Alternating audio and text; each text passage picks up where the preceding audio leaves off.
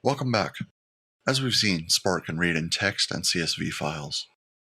While this gives us access to many data sources, it's not always the most convenient format to work with. Let's take a look at a few problems with CSV files. Some common issues with CSV files include the schema is not defined. There are no data types included, nor column names beyond a header row.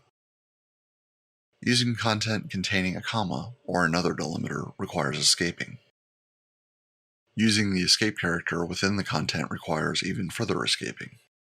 The available encoding formats are limited depending on the language used. In addition to the issues with CSV files in general, Spark has some specific problems processing CSV data. CSV files are quite slow to import and parse. The files cannot be shared between workers during the import process. If no schema is defined, all data must be read before a schema can be inferred. Spark has a feature known as predicate pushdown. Basically, this is the idea of ordering tasks to do the least amount of work. Filtering data prior to processing is one of the primary optimizations of predicate pushdown. This drastically reduces the amount of information that must be processed in large datasets. Unfortunately, you cannot filter the CSV data via predicate pushdown. Finally, Spark processes are often multi-step and may utilize an intermediate file representation.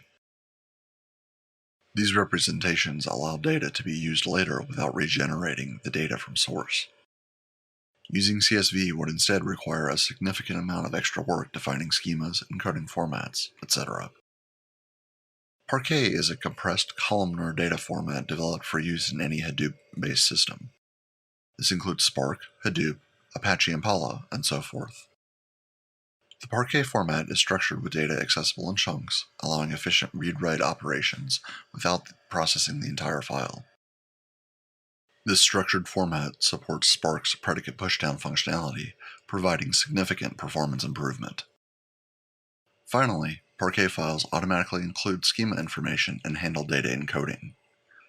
This is perfect for intermediary or on-disk representation of processed data. Note that Parquet files are a binary file format and can only be used with the proper tools. This is in contrast to CSV files, which can be edited with any text editor. Interacting with Parquet files is very straightforward. To read a Parquet file into a data frame, you have two options. The first is using the spark.read.format method we've seen previously. The data frame, df equals spark.read.format parquet.load filename.parquet. The second option is the shortcut version. The data frame, df equals spark.read.parquet filename.parquet. Typically, the shortcut version is the easiest to use, but you can use them interchangeably. Writing Parquet files is similar, using either df.write.format parquet.save filename.parquet or df.write.parquet filename.parquet. The long-form versions of each permit extra option flags, such as when overwriting an existing Parquet file. Parquet files have various uses within Spark. We've discussed using them as an intermediate data format, but they are also perfect for performing SQL operations. To perform a SQL query against a Parquet file, we first need to create a data frame via the spark.read.parquet method.